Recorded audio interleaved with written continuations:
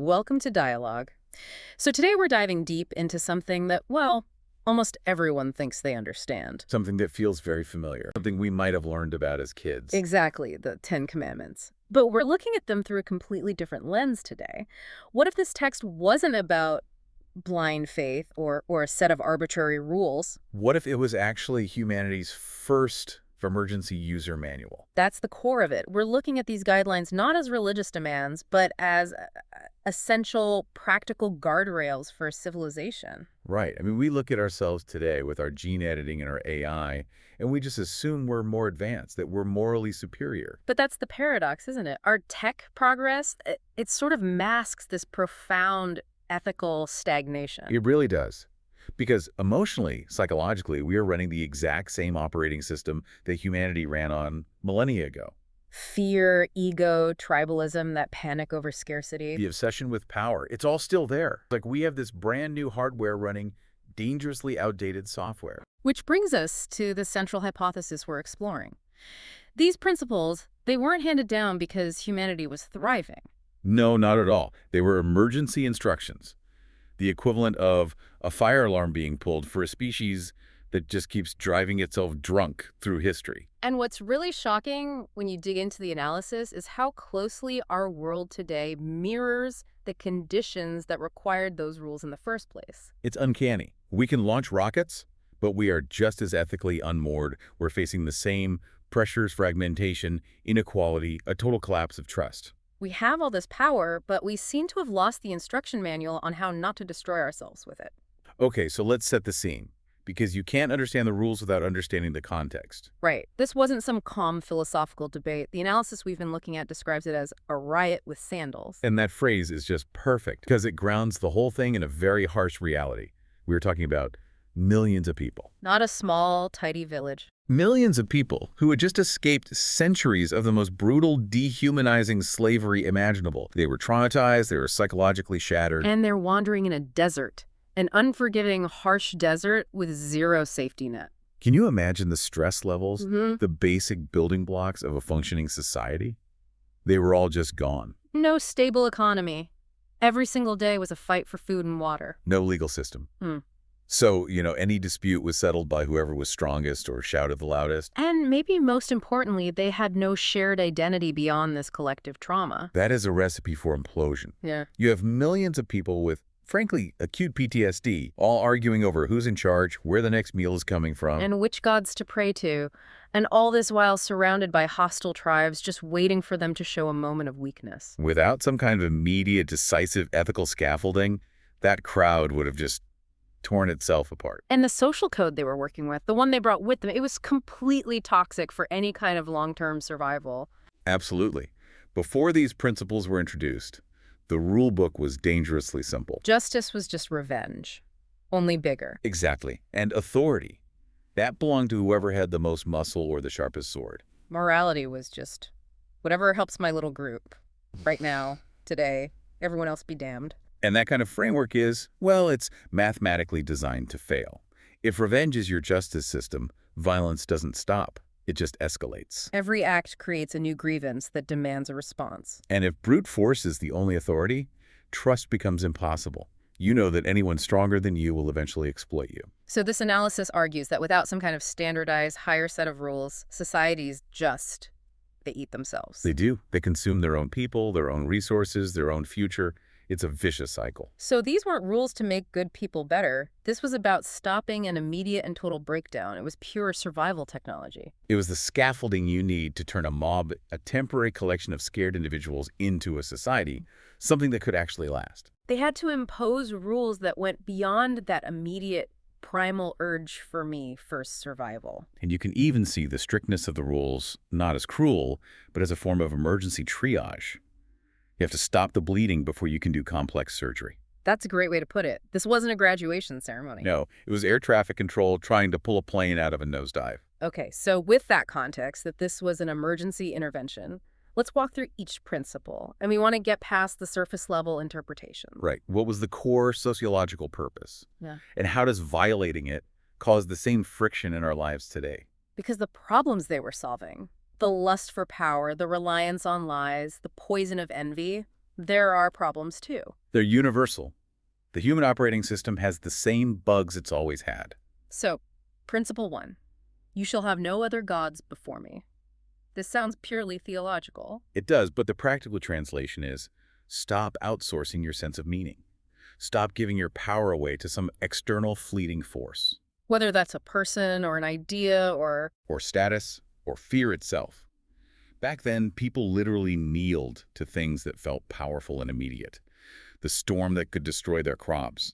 The king who held the power of life and death. Fear loves having something to kneel to. It gives you a sense of control, even if it's an illusion. Exactly. And today, we don't worship statues, but we absolutely have modern gods. They're just more abstract. Money is the obvious one. Money, for sure. But also the nation-state. Political ideologies that demand total, uncritical belief. And of course, social validation. The algorithm is a powerful god. So if something dictates your behavior, if it decides whether you feel worthy when you get out of bed, And if you're willing to sacrifice your health, your family, your integrity for it, then that is, functionally, your god. the example of modern corporate worship is so potent here. It's everywhere. You see people who will absolutely sacrifice everything, their sleep, their relationships, their mental health, all for corporate loyalty. They're worshiping the structure, the promise of the next promotion, the status that comes with the job title. And then what happens? After all that sacrifice, they get laid off in a cold email by someone they've never even met. Their god proves to be completely indifferent. The worship is the same as kneeling to a rain god, hoping for a harvest and getting nothing. The costume has changed, but the act is identical. It's the ultimate vulnerability, isn't it? When your meaning is external, you have no anchor when that external thing inevitably fails you. This principle is about demanding internal sovereignty. Which leads perfectly into the second principle, no idols. Principle 2. You shall not make for yourself a carved image. The translation here is, do not freeze a partial truth into an object or an idea, call it sacred, and then make it immune to criticism.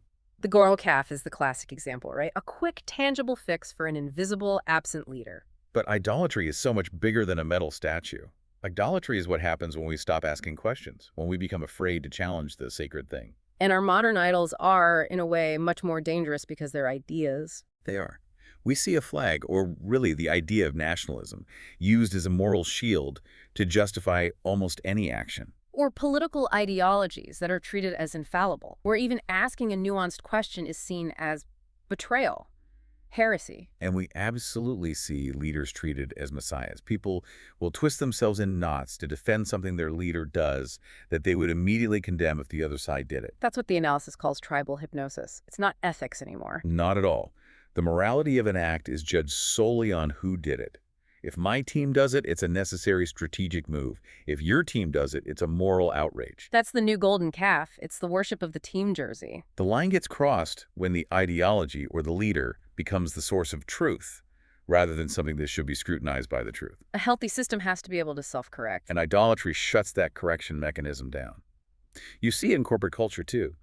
The company's mission, growth at all costs, becomes an idol, and people will do unethical things Lying to customers, exploiting workers. and justify it by saying, I'm serving the mission. They've put an abstract concept above basic humanity. That's modern idolatry. It lets us be awful people while feeling righteous. Okay, principle 3. Do not take the name of God in vain. This one's so widely misunderstood. It is. As we said before, it has nothing to do with profanity. This is about one of the most dangerous moves a human can make. Do not weaponize moral authority for your own selfish benefit. Don't use the most sacred language available to grab power, or maybe more commonly, to avoid accountability. In the ancient world, this was literal. A king's power came directly from the gods. So if he wanted to invade a neighbor, he just said, God wants this. It's the ultimate trump card, the ultimate ethical bypass. Who's going to argue with that? Noti, it shuts down all debate. Yeah. And today, the language might be secular, but the tactic is exactly the same. We see people invoking justice or freedom or democracy to justify actions that just so happen to line their own pockets or crush their opponents. Whenever you hear someone using that kind of absolute moral language to push for something that clearly benefits them, you are watching this principle being violated in real time. So the core of it is using a sacred concept as a shield. Precisely. a shield against criticism, a way to make anyone who questions your actions seem like they're questioning justice itself or God himself. It's a cynical power move. It's not about belief, it's about control. Let's move to principle 4, which feels very relevant right now. Remember the Sabbath day? The simple translation, stop, just stop. Yeah. Rest. You are not a machine, and your value is not tied to your output. And in the context of newly freed slaves, that is, that's a revolutionary idea. It's profoundly revolutionary. Slavery runs on the idea that a person is just a resource to be used up. Productivity is the master, enforced with a whip. And this principle was a mandatory weekly declaration of freedom, a reminder that you have inherent dignity that has nothing to do with what you can produce. Fast forward to today. We've just internalized the whip, haven't we? We've built a global culture that actually glorifies burnout. Oh, absolutely. Our identity has become terrifyingly fused with our productivity, the hustle culture. If you're not producing, you feel this sense of worthlessness, of failure. We traded the literal whip for the invisible one in our pocket, Mm-hmm. the smartphone. The constant emails, the pressure to be always on, the fear that if you disconnect for even a weekend, you'll fall behind. That's the new master. We've voluntarily signed up for our own 24/7 exploitation. And the results are exactly what this principle was designed to prevent. Skyrocketing rates of anxiety, depression, exhaustion. We treat rest like a weakness, not a biological necessity. So the Sabbath isn't just about not working, it's about recalibration. It is. It's about stopping long enough to ask why you're working so hard, and if the gods you're serving are even worth it. Without the pause, you never get perspective. You can never change course. Principle 5, honor your father and mother. Again, this is often seen as just obey your parents. But the sociological intent is so much deeper. It's about respecting lineage, valuing wisdom, and ensuring continuity. It's about intergenerational trust. In that ancient world, you had to rely on your elders. They knew where to find water, how to read the seasons. Ignoring them wasn't rebellion. It was a death sentence. It was about preserving collective memory. And today, we seem to have cultural amnesia. We do. We assume that new is always better, that tradition is just another word for stupid. We discard the wisdom of older generations because their experience doesn't apply to the latest app. And the consequence is we just keep making the same old mistakes. We chase ideas that failed spectacularly 50 or 100 years ago, but we have no idea because we never bothered to ask. It's like a company firing all its senior engineers because their coding language is outdated and then being shocked when the whole system crashes during a crisis. You've lost all the institutional knowledge. This principle is about maintaining the foundation. You can renovate the house, but if you don't honor the foundation, the whole thing is coming down. All right, principle 6, you shall not murder. This seems straightforward. The literal meaning is, but the analysis pushes us to see it more broadly. It's not just about killing bodies. It's about killing humanity. So this gets into structural violence, things that destroy lives, even if it's done legally, with a pen instead of a sword. It starts with dehumanization. That's the necessary first step. Then it moves to things like economic strangulation, psychological destruction, policies that treat people as disposable. The most chilling example is what the analysis calls murder in spreadsheets. Killing by proxy. Think about a corporate or government policy where the decision makers have statistical models. They know their decision will lead to a certain number of excess deaths or ruined lives in a vulnerable population. But they do it anyway and defend it as necessary for the bottom line or an efficient allocation of resources. They've successfully removed the human face and turned suffering into a data point, a projected casualty rate, an acceptable loss. A pharmaceutical company pricing a life-saving drug so high that they know people will die, but their profit models justify it. That's murder in a spreadsheet. It's harder to see, harder to prosecute than a man with a gun, but it can be so much more destructive to the soul of a society. It normalizes the idea that some lives are just externalities. And when you start seeing people as numbers, you've already taken the first ethical step toward murder. Let's talk about principle 7. Do not commit adultery. This is about more than just sex. So much more. The analysis frames this as the commandment that protects trust. And trust is the glue that holds everything together. In the ancient world, the family unit was the absolute foundation of society. It was the original social safety net. It was. And when that core bond collapses because of betrayal, the damage doesn't just stay with the couple. It radiates outward. It creates trauma that echoes for generations. So, if you can't trust the most intimate promise a person can make, how can you possibly trust your government or your institutions or your neighbors? You can't. Betrayal is a structural stressor on civilization. And it's fascinating because we have, in so many ways, normalized betrayal. We see it everywhere. Politicians who break promises as a matter of course, companies that betray their employees and customers. And then we look around and wonder why trust in everything is at an all-time low. We scratch our heads and ask why society feels so fractured. It's because we've systematically dismantled the very foundation of trust. This principle is a warning. Protect your core promises or watch everything else crumble. Principle 8, you shall not steal. Again, we need to think bigger than just pickpocketing. The modern definition has to include systemic exploitation. It has to. Things like wage theft, which is a massive problem, predatory contracts, and maybe the most modern form of theft, data harvesting. Stealing our attention, our personal information without any real informed consent. This is where the idea of stealing with paperwork becomes so important. If your entire business model relies on the systemic desperation of others, Or on exploiting huge power imbalances to extract value. that is theft. It doesn't matter how many legal documents you have, the intent is theft. A good example would be predatory lending. It's all technically legal, but it's designed from the ground up to trap people and strip them of their assets. It is pure theft, just laundered through a complex financial system. This principle forces you to ask a really uncomfortable question. Is my comfort, is my prosperity dependent on the non-prosperity of someone else? And if the answer is yes, then there's a theft happening somewhere in that chain, and this principle is being violated. Principle 9, do not bear false witness. In other words, stop lying, especially when your lies are designed to destroy people. In the ancient world, this was life and death. With no DNA evidence, a false accusation in court was a death sentence.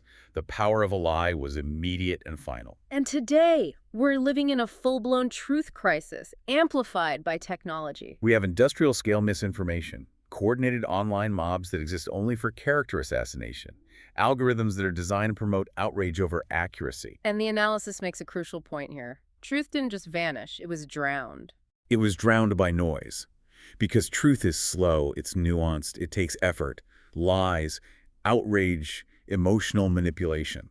That stuff is fast, it's viral, and it's incredibly profitable. We've built an entire communication system that financially rewards falsehood. And that is more corrosive than anything else. You can't have a democracy, you can't have justice, you can't even have a functioning economy if you don't have a shared commitment to basic reality. It's the ultimate violation because it makes it impossible to even agree that the other 9 have been broken. And finally, principle 10, do not covet. This might be the most important and the most ignored because it's the only one that targets an internal thought. It goes after the emotion, envy, the psychological starting point for all the other violations. Exactly. Coveting is that gnawing feeling that says, I am not enough, and my neighbor's success is an insult to my existence. It's the fuel for consumerism, for status anxiety. For the entire keeping up with the Joneses economy. But what's happened now, social media didn't just enable coveting, it industrialized it. It turned a natural human weakness into a global spectator sport. We are constantly comparison shopping our own real, messy lives against the perfectly curated, digitally filtered highlight reels of everyone else. And the result is a pervasive sense of unhappiness. We feel depressed not because we actually lack what we need, but because we are constantly being shown what we supposedly lack. This principle is the ultimate psychological self-defense. It's about learning the lost art of contentment. It is. Because if you can control that internal desire, you eliminate the external motivation to lie, to steal, or to betray. It cuts the engine right at the source. When you lay all 10 of them out like that, it's striking how perfectly they describe our current moment. The worship of power, the systemic theft, the collapse of truth. We could be talking about that ancient desert riot or a news broadcast from this morning. You look at why great civilizations fell in the past. Rome, the Maya. It's always the same story.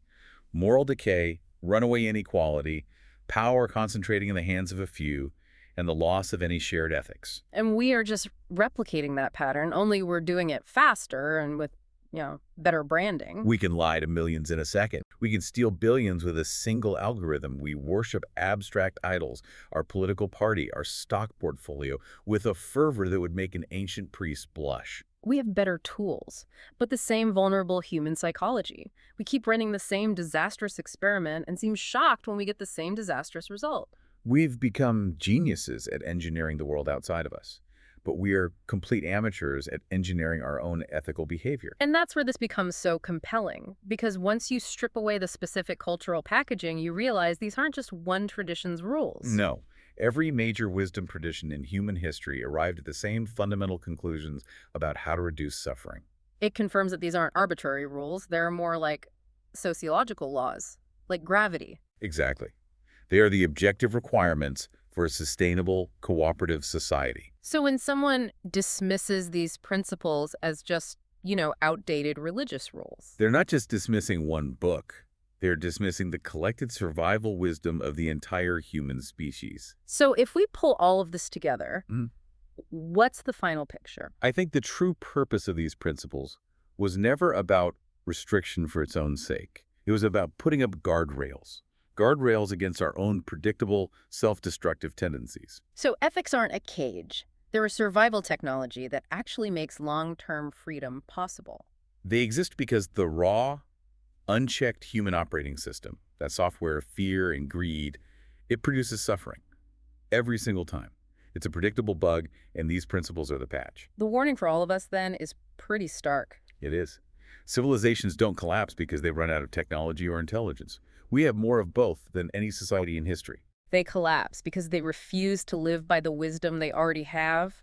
We've got the user manual, and we're just ignoring all the flashing red warnings. Which leaves us with a pretty provocative final thought to sit with. Every civilization thinks it's too advanced for ancient wisdom right before it collapses for ignoring it. If you enjoyed this conversation, please like, subscribe, and share this video. Also, let us know in the comments what really stood out to you in this conversation, and if there's any related topic or new topic that you would like covered in a future video.